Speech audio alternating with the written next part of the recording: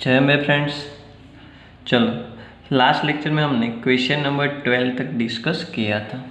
Okay, तो आज हम क्वेश्चन नंबर 13 से कंटिन्यू करेंगे। ओके, चलो देखो, क्वेश्चन नंबर 13 में आपको क्या बोला है, find the equation of the circle passing through the 0 0। आपका जो सर्कल है वो किस में से पास हो रहा है, 0 0 में से।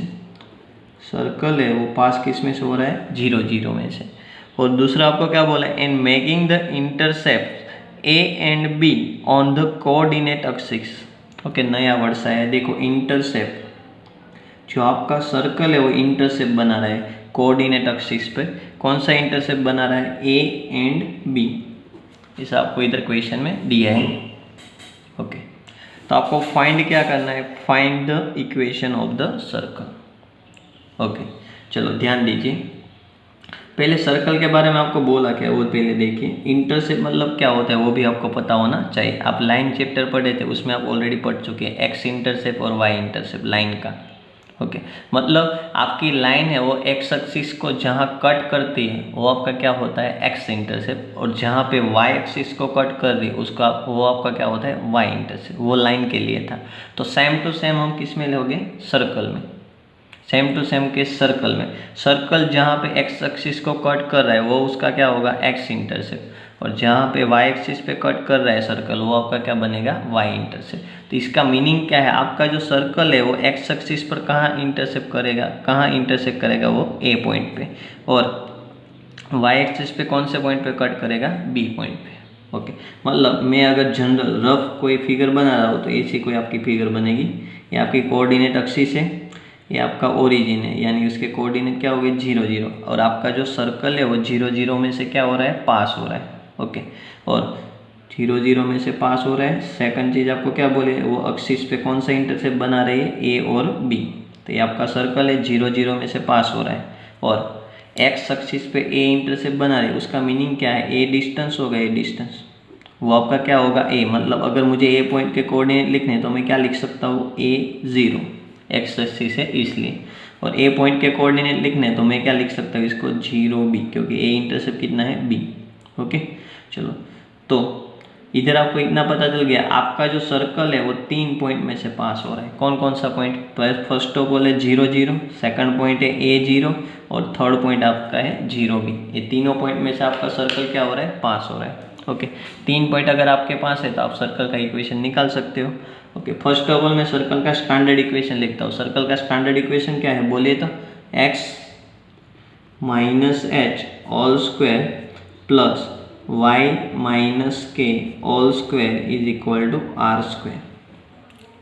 चलो, अगर सर्कल ये 3 पॉइंट में से पास हो रहा है तो तीनों को वो क्या करेगा, सेटिस्फाई करेगा। मतलब आपका जो सर्कल का इक्वेशन है वो तीनों पॉइंट को क्या करेगा, सेटिस्फाई करेगा। मतलब इधर आप 0 0 पॉइंट है वो इधर आप पुट करोगे तो x की जगह 0 रखना है, y की जगह भी आपको क्या रखना है, 0। तो चलो, x की जगह 0 रखोगे तो इधर आपको क्या मिलेगा, माइनस एच का स्क्वायर। मतलब इधर क्या बनेगा, एच स्क्वायर, प्लस y की जगह 0 रखोगे तो आपको क्या मिलेगा, k square is equal to, इधर आपको क्या दिया, आर स्क्वायर। तो 0 0 को मैंने सेटिस्फाई करा दिया तो मुझे ये इक्वेशन मिला। ओके, चलो, अब मैं a0 को सेटिस्फाई करा रहा हूँ। किस पॉइंट को सेटिस्फाई करा रहा हूँ, a0 को। चलो, a0 को सेटिस्फाई कराओगे मतलब x की जगह आपको क्या रखना है, a, और y की जगह क्या रखना है, 0। चलो, तो x की जगह मैं a रखूँगा तो मुझे क्या मिलेगा, a minus h all square, plus y की जगह 0 रखोगे तो माइनस के का स्क्वायर, यानी इधर क्या मिलेगा, k square is equal to r square. चलो, ये पता चल गया। अब देखो, आपको 2 इक्वेशन मिल गए। अब मैं क्या कर रहा हूँ, ध्यान देना, ये जो तीसरा पॉइंट है उसको मैं बाद में सेटिस्फाई कराऊंगा। पहले मुझे ये जो 2 इक्वेशन मिला ना उस पर से मैं कुछ फाइंड कर सकता हूँ। ओके, देखो, ये फर्स्ट इक्वेशन और ये सेकंड इक्वेशन। तो ये इक्वेशन नंबर 1 है और ये इक्वेशन नंबर क्या है, 2। तो देखो, इधर आर स्क्वायर मुझे जहाँ दिख रहा है, इधर आर स्क्वायर की जगह मैं H square plus k square लिख सकता हूँ। ओके, तो इसको मैं कैसे लिखूँगा, देखिए, a minus h whole square plus k square is equal to, r square है, आर स्क्वायर, उसकी जगह मैं क्या लिख सकता हूँ, इधर h square plus k square, h square plus k square. ये मैंने कहाँ से लिखा, from equation number 1। Equation number 1 पर से मैंने लिख दिया। चलो अब मैं क्या करूँगा, देखो इधर एक्सपांसन करूँगा a minus b whole square, तो उसका एक्सपांसन सबको आता है फर्स्ट टर्म का स्क्वायर प्लस सेकंड टर्म का square minus 2 first into second, तो ये हो गया इसका एक्सपांसन। प्लस इधर आपको क्या बोला है के स्क्वायर इज इक्वल टू, इधर क्या बोला है h square plus k square. चलो तो इधर एच स्क्वायर है वो दोनों साइड से क्या हो जाएगा कैंसिल, के स्क्वायर है वो भी दोनों साइड से क्या हो गया कैंसिल। तो इधर क्या बचा, देखिए इधर ए स्क्वायर माइनस 2h, ये दोनों में से अगर मैं कॉमन लेना चाहता हूँ तो दोनों में से मैं क्या कॉमन ले सकता हूँ ए। अगर मैंने ए कॉमन ले लिया तो ब्रैकेट में क्या बचेगा a minus 2h is equal to, इधर कुछ नहीं बचा है तो क्या होगा 0। चलो तो इधर में दो ब्रैकेट का मल्टीप्लिकेशन 0 है, तो इधर मैं ऐसा बोल सकता हूँ या तो a इज इक्वल टू 0 होगा या तो a minus 2h is equal to क्या होगा 0। चलो तो यहाँ से a इज इक्वल टू 0 है, अगर a 0 हो गया तो a पॉइंट इधर आ गया 0 0 बन जाएगा, तो ये तो कभी पॉसिबल नहीं है। तो a is equal to 0 that is not possible, ये तो पॉसिबल है ही, डेट इज नॉट पॉसिबल, ये पॉसिबल नहीं है। तो ये पॉसिबल है, तो यहाँ से अगर आप h फाइंड करोगे h, तो इधर h की वैल्यू आपको क्या मिलेगी a/2। चलो तो मैंने फर्स्ट पॉइंट को अगर सेटिस्फाई कराया तो मुझे क्या मिल गया h मिल गया। वैसे ही मैं सेकंड पॉइंट को सेटिस्फाई करा होगा तो मुझे क्या मिल जाएगा k मिल जाएगा।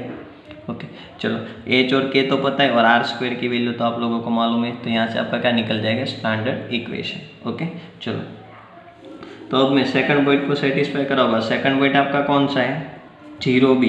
चलो 0b है वो भी सर्कल पर है, तो उस इक्वेशन को सर्कल की इक्वेशन को क्या करेगा सेटिस्फाई करेगा।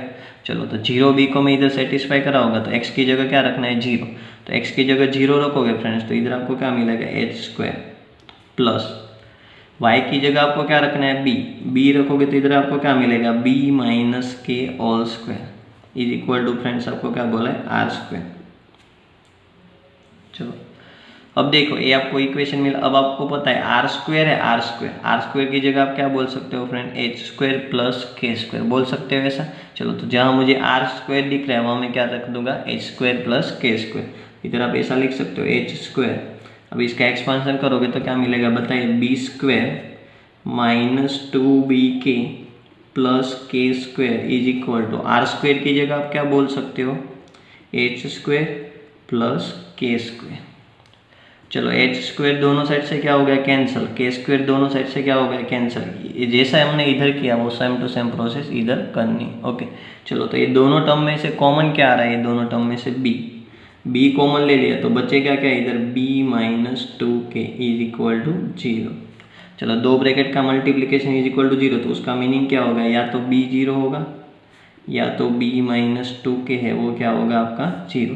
तो b इज इक्वल टू 0 है वो तो पॉसिबल है नहीं, तो वो पॉइंट है वो इधर आ जाएगा 0 0 हो जाएगा, वो तो पॉसिबल नहीं है, तो date is not possible.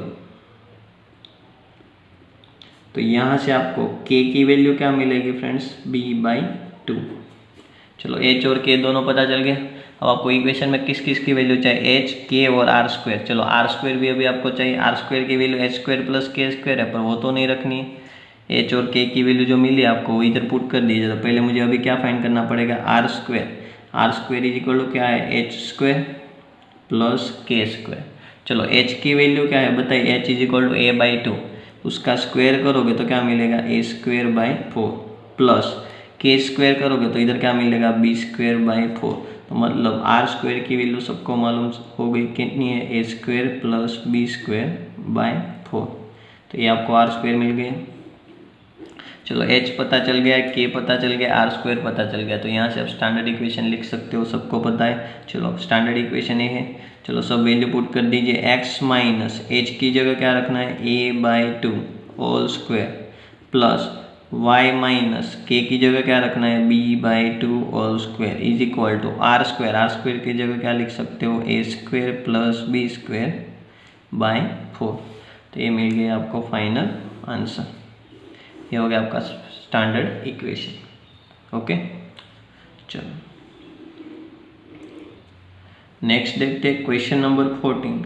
Question number 14 में आपको क्या बोला है देखिए फ्रेंड्स, क्वेश्चन नंबर 14 में find the equation of circle with centre 2 आपको सर्कल का इक्वेशन फाइंड करना है। ये आपका सर्कल है, सर्कल का सेंटर ऑलरेडी आपको दे दिया है। कौन सा सर्कल है? 2 वाला सेंटर। 2 आपको क्या दे दिया है? सर्कल का सेंटर। सेंटर के कोऑर्डिनेट आपको मालूम है कितने हैं? 2 और दूसरा आपको क्या बोले? देखिए, and passes through the point 4 5। आपका जो सर्कल है वो किस में से पास हो रहा है? 4 5। सपोज ये पॉइंट आपका कौन सा है? 4 5। इसमें से आपका सर्कल क्या हो रहा है? पास। तो इसके लिए आपको क्या निकालना है? सर्कल का इक्वेशन निकालना है। इसके लिए आपको क्या निकालना है? सर्कल का इक्वेशन। चलो ध्यान दीजिए, बहुत ईजी इक्वेशन है, कुछ नहीं है इसमें। देखिए, अगर मैं ए पॉइंट को ए बोल रहा हूँ, ए पॉइंट को अगर मैं बी बोल रहा हूँ, चलो तो देखो, तो ए और बी दोनों के कोऑर्डिनेट आपको मालूम है। चलो अब सर्कल का इक्वेशन निकालना है तो आपके पास क्या क्या चीज़ें होनी चाहिए? एक तो सेंटर होना चाहिए और दूसरा क्या होना चाहिए? रेडियस। तो सेंटर तो मेरे पास है, तो अब मुझे फाइंड क्या करना है? रेडियस। चलो रेडियस यानी कौन सा? डिस्टेंस होगा, ये डिस्टेंस होगा, इसको हम क्या बोलते हैं? रेडियस। तो मैं अगर ए और बी दोनों के कोऑर्डिनेट मालूम है और उसके बीच का डिस्टेंस आपको फाइंड करना है तो आप डिस्टेंस फॉर्मूला यूज़ कर सकते हो। तो इधर मैं क्या यूज़ कर लूँगा? Distance formula. अगर मैं ए और बी के बीच में डिस्टेंस फॉर्मूला लगाऊंगा तो आपके लिए क्या बन जाएगा? रेडियस। ओके, और दोनों के कोऑर्डिनेट तो मालूम है तो आपको आराम से मिल जाएगा। चलो तो इधर मैं ऐसा बोल सकता हूँ, जो आर है रेडियस वो आपकी कौन सी है? ए बी, ए और बी के बीच का डिस्टेंस। तो चलो मैं इधर क्या बोल सकता हूँ? आर इज इक्वल टू ए और बी के बीच का डिस्टेंस फाइंड करना है तो क्या लगाना पड़ेगा? Distance formula. वो तो आपको छोटे स्टैंडर्ड से आ ही रहे, 10th में आता था। चलो डिस्टेंस फॉर्मूला क्या होता है? एक्स कोऑर्डिनेट का डिफरेंस उसका स्क्वायर प्लस वाई कोऑर्डिनेट का डिफरेंस उसका स्क्वायर। चलो तो इधर फाइंड करोगे तो क्या मिलेगा? -2 का स्क्वायर क्या होगा? 4, -3 का स्क्वायर क्या होगा? 9। तो मतलब इधर आपको जो आर मिलेगा वो क्या मिलेगा? √13। चलो रेडियस पता है और सेंटर तो आपको ऑलरेडी मालूम है। चलो तो आप इक्वेशन निकाल सकते हो, स्टैंडर्ड x माइनस एच। जो सेंटर होते हैं, सेंटर के कोऑर्डिनेट क्या होते हैं? 2 यानी h is equal to b2 और k is equal to b2। Okay, तो h की जगह आप क्या रख सकते हो? 2 whole square plus y minus k की जगह पे क्या रख सकते हो? 2 whole square is equal to क्या होता है? r square. इसका स्क्वायर करोगे तो आपको क्या मिलेगा? 13। तो ये हो गया आपका फाइनल आंसर। ओके, यहाँ से आपको एक्सपेंशन करने की कोई ज़रूरत है नहीं, करोगे तो भी सही है, नहीं करोगे तो भी सही है। ओके, तो ये हो गया आपका क्वेश्चन नंबर 14। चलो नेक्स्ट आपको दिया है क्वेश्चन नंबर 15। क्वेश्चन नंबर 15 में क्या बोला है? देखिए तो फ्रेंड्स, डज द पॉइंट्स, आपको एक पॉइंट दे दिया -2.5, 3.5। ये जो पॉइंट है वो सर्कल के इनसाइड है, आउटसाइड है, या तो सर्कल पर है, वो आपको फाइंड करना है। और सर्कल का इक्वेशन आपको क्या बोला है? x² plus y² is equal to 25।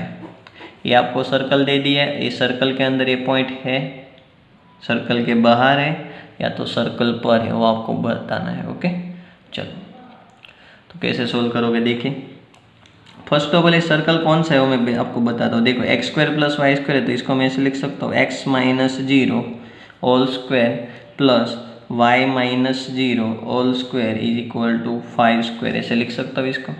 तो मतलब ये स्टैंडर्ड फॉर्म में लिख दिया मैंने सर्कल का इक्वेशन, तो सबको पता चल गया ये जो सर्कल है उसका सेंटर क्या होगा? 0 0, और इसकी जो रेडियस होगी वो कितनी होगी? 5।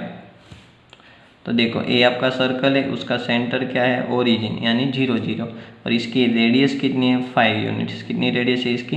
5। चलो अब आपको क्या पूछा है कि ये जो पॉइंट है वो ये सर्कल के कहाँ पे है वो आपको फाइंड करना है। अंदर है, सर्कल पर है, या तो सर्कल के बाहर है। तो मैं क्या करूँगा, ये सेंटर और ये जो पॉइंट है वो, ये दोनों के बीच का मैं क्या फाइंड करूँगा? डिस्टेंस। अगर उस ये दोनों का डिस्टेंस 5 मिलता है एग्जैक्टली तो वो क्या होगा? सर्कल पर होगा। अगर ये डिस्टेंस 5 से कम मिल रहा है तो वो क्या होगा? अंदर होगा। और 5 से ज़्यादा मिल रहा है तो वो कहाँ होगा? बाहर होगा। ओके, इन शॉर्ट आपको पता चल गया होगा। मतलब मुझे सपोज ये पॉइंट को ए बोल रहा हूँ और ये पॉइंट को सपोज बी बोल रहा हूँ, तो ए और बी के बीच का मैं क्या फाइंड करूँगा? डिस्टेंस। क्योंकि आपको ये पॉइंट के बारे में बताने, अगर पॉइंट सर्कल पर होता तो उसका डिस्टेंस कितना मिल रहा है? 5, जितनी रेडियस है उतना। ओके, तो इन शॉर्ट आपको क्या करना है? ये दोनों के बीच का डिस्टेंस निकालना है। अगर कोऑर्डिनेट मालूम है और डिस्टेंस फाइंड करना है तो हम क्या यूज़ करते हैं? Distance formula. ओके, चलो तो इधर मैं डिस्टेंस फॉर्मूला अप्लाई करूँगा तो मुझे ए और बी का डिस्टेंस है क्या मिलेगा? बताइए तो मुझे। ये तो 0 ही है, मतलब अंडर रूट के अंदर एक्स कोऑर्डिनेट का डिफरेंस आपको सिर्फ क्या मिलेगा -2.5 का स्क्वायर, क्योंकि ये दूसरा कोऑर्डिनेट तो क्या है 0 है, वो लिखो या ना लिखो कोई फर्क पड़ेगा नहीं। 3.5 माइनस 0 करोगे तो 3.5 का स्क्वायर। ओके, ऐसा मिलेगा डिस्टेंस। चलो तो इधर माइनस का स्क्वायर क्या हो जाएगा प्लस, 2.5 का स्क्वायर करोगे तो वो क्या होगा 6.25, और इसका करोगे तो वो क्या होगा 12.25। तो इसका आंसर क्या आएगा 18.25। मतलब ए और बी के बीच का जो डिस्टेंस है वो आपको इतना मिल रहा है। चलो, पर ए जो डिस्टेंस है वो रेडियस है उससे तो कम ही होगा ना, 18 है मतलब 25 है, 25 का रूट क्या होता है 5, तो ये 18 है वो 25 से तो छोटा है ना, मतलब इसका रूट भी 5 से तो क्या होगा छोटा ही होगा। मतलब ये जो डिस्टेंस मिल रहा है ए बी के बीच का वो आर से कैसा है छोटा, मतलब रेडियस आर है उससे कैसा है छोटा। तो उसका मीनिंग क्या हुआ कि आपका जो पॉइंट होगा 5 से छोटा है, मतलब वो कहाँ होगा सर्कल के अंदर। ओके, तो आपको जो पॉइंट डी है वो कहाँ पे लाई करेगा इनसाइड, ओके, सर्कल के अंदर के भाग में। ओके, तो point lie on point lie inside the circle. जो पॉइंट है वो कहाँ पे लाई कर रहा है इनसाइड द सर्कल, सर्कल के अंदर क्या कर रहा है लाई कर रहा है। ओके, तो आपको कोई भी पॉइंट बोले तो वो दोनों के बीच में सेंटर और पॉइंट के बीच में क्या लगा देना है आपको डिस्टेंस फॉर्मूला। और जो डिस्टेंस मिल रहा है वो अगर रेडियस से छोटा है तो अंदर लाई करेगा, रेडियस जितना है तो सर्कल पर लाई करेगा, और रेडियस से ज़्यादा है तो सर्कल के बाहर लाई करेगा। ओके, तो ये हो गया आपका क्वेश्चन नंबर 15। ओके फ्रेंड्स, तो यहाँ आपकी एक्सरसाइज 11.1 कंप्लीट होती है। नेक्स्ट लेक्चर से हम नेक्स्ट एक्सरसाइज शुरू करेंगे। ओके, जय अम्बे।